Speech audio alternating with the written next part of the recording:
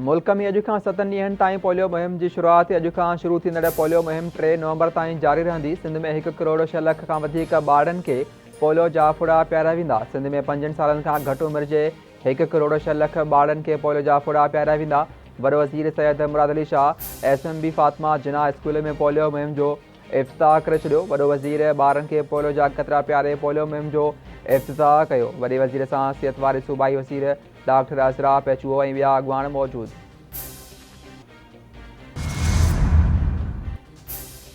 सिंध जे वॾे वज़ीर सैयद मुराद अली शाह वफ़ाक़ खां सिंधू दरिया ते शह केनाल अॾण वारो फ़ैसिलो वापसि वठण जो मुतालबो करे छॾियो। सिंधू दरिया में शह केनाल अॾण वारे फ़ैसिले जे सख़्ती सां मुखालफ़त कई आहे। सिंधूअ ते केनाल अॾण वारे फ़ैसिले ख़िलाफ़ ख़त लिखी छॾियो आहे। इरसा जे ग़लति फ़ैसिले ख़िलाफ़ असां CCI में विया आहियूं। मनसूबाबंदी वारे वज़ीर इसाक़ ॾारे ख़त लिखी फ़ैसिलो वापसि वठण जो चयो आहे। निगरान हुकूमत जो को फ़ाइदो न आहे, उनखे आइन मां कढणु घुरिजे। जॾहिं बि जमहूरी हुकूमत में ब्रेक ईंदो आहे नुक़सानु थींदो आहे। सिंध जे वॾे वज़ीर मुराद अली शाह जो पोलियो मुहिम जी इफ़्तिताही तक़रीब ख़िताब चयाईं सिंध जे 30 ज़िलनि में पोलियो खां बचाव वारी मुहिम 3 नवंबर ताईं जारी रहंदी।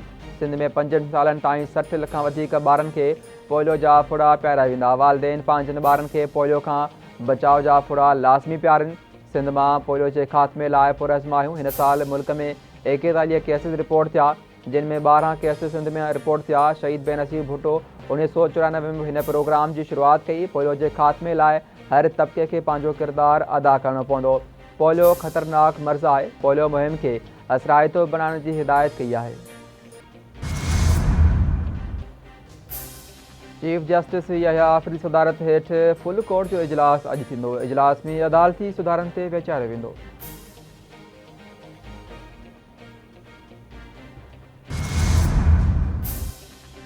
PTI बाज़ाब्ता तौरु जुडिशल कमीशन ऑफ पाकिस्तान जो हिसो बणिजण खां इनकार करे छॾियो। PTI जे सियासी कमेटीअ जो पधरनामे में जुडिशल कमीशन ऑफ पाकिस्तान लाइ पार्लियामेंट जे ॿिन्ही ऐवाननि मां मेंबर नामज़द करण ते इतफ़ाक़।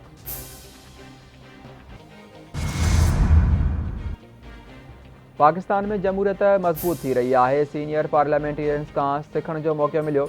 अवामी मसइलनि जो हल असांजी पहिरीं तरजीह आहे। कश्मीर जो मसइलो सलामती काउंसिल जो नामुकमल एजेंडा आहे। ख़िते में पाइदार अमन बरक़रार रखण लाइ कश्मीर जो मसइलो हल करणु अनटर आहे।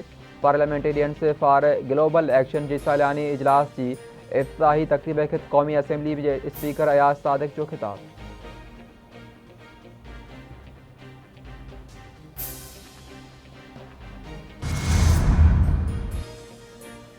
शबही आइनी तरमीम जो तरीक़ेकारी ग़लति हो। मनसूबे मसनूई हुकूमत मुल्क खे नथी हलाए सघे। मुल्क में अफ़रा तफ़री आहे। बलोचिस्तान जूं हालतूं सभिनी जे साम्हूं आहिनि। PTI में को बि फॉरवर्ड ब्लॉक न आहे। मौलाना फज़लुर रहमान जो नए चूंडनि वारो मुतालबो जाइज़ आहे।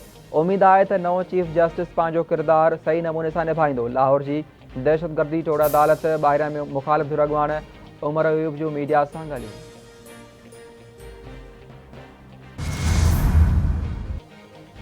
ठीकनि में गैर शफ़ाफ़ियत ख़िलाफ़ सिंध हाई कोर्ट में केस जी ॿुधणी। KMC जवाब जमो कराइण लाइ मोहलत घुरी वरिती। अदालत KMC खां 1 हफ़्ते अंदरि जवाब तलब करे वरितो। मेयर कराचीअ जे मंज़ूरीअ खां सवाइ ठीका ॾिना विया आहिनि। हुननि गुज़िरियल महीने बि 2 अरब रुपया तलब कया आहिनि। KMC टेंडर नोटिफिकेशन जारी न कयो त उहे रोडनि जी मरमत जा ठीका आहिनि। आवाम जी टैक्स जा पैसा ज़ाया थिया जेके ज़ाया थी रहिया आहिनि। दरख़्वास्त गुज़ार जो अदालत में मौक़िफ़। अदालत जवाब तलब कंदे दरख़्वास्त जी ॿुधणी 5 नवंबर ताईं मुलतवी करे छॾी।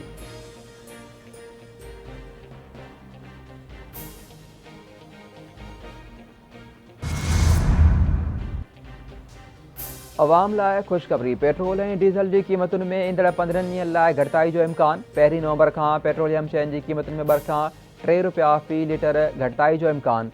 आलमी मार्केट में पेट्रोल ऐं हाई स्पीड डीज़ल जी क़ीमतुनि में 1.5 ऐं 2.5 फ़ी लीटर घटिताई थी आहे।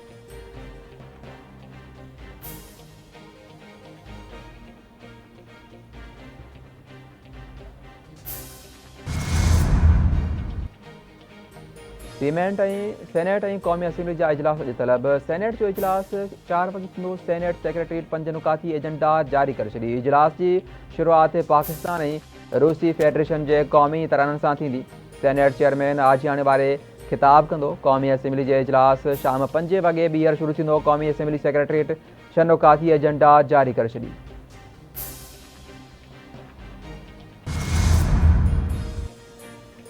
मुल्क के मुख्तलिफ़ शहरनि में मौसम खुश्क ऐं गर्मी रहंदी। कराची में गर्मीपद 40, हैदराबाद 41 ऐं नवाबशाह में गर्मीपद 42 सेंटीग्रेड ताईं पहुचण जो इम्कान। मौसमियात खाते मूजिबि सवात, चित्राल, गिलगित ऐं आज़ाद कश्मीर में बरसात पवंदी।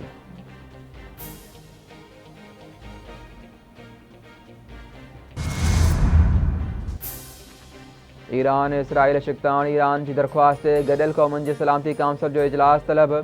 इसराइल तरफ़ां ईरान ते हमले बाबति बहस कयो वेंदो। इजलास जी अल्जेरिया, चीन ऐं रूस जी ताईद। गडियल क़ौमुनि जे सेक्रेटरी जनरल एंटोनियो गुतरस चवे थो जंग रोकण लाइ वधि में वधि कोशिश कई वेंदी।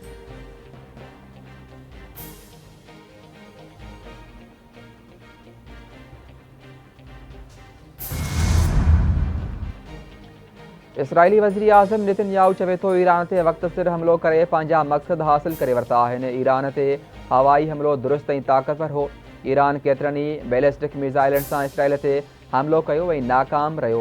असां पंहिंजो वाइदो पूरो कयो आहे। हवाई हमलनि ईरान जे दिफ़ाई सलाहियतुनि ऐं मिसाइल जी पैदावार खे निशानो बणायो।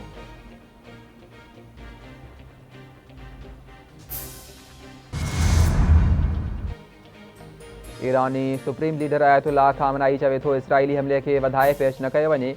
ईरानी सदर मसूद पिज़िशियान पारां शहीद थियल फ़ौजनि खे भेटा पेश चवे थो असांजे शहीद थियल फ़ौजनि बिना कंहिं डप जे सरज़मीन जी दिफ़ा लाइ कोशिश कई।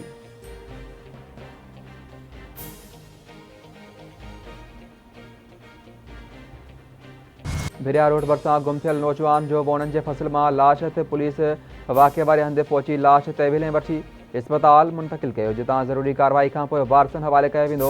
23 वरनि जो बदर चांडियो गुज़िरियल 3 ॾींहंनि खां गुम हो।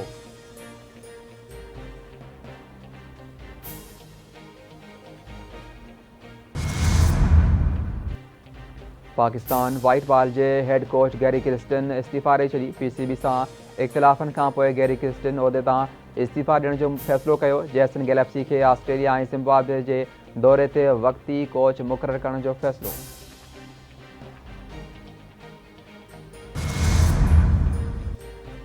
ऐं पाकिस्तान क्रिकेट टीम जा 7 रांदीगर ऑस्ट्रेलिया रवाना थी विया। रांदीगरनि में बाबर आज़म, शाहिन शाह अफरीदी, नसीम शाह, हारिस रऊफ़ ऐं फैसल अकरम शामिल। पाकिस्तान ऑस्ट्रेलिया ख़िलाफ़ पहिरीं वनडे मैच 4 नवंबर ते खेॾंदो।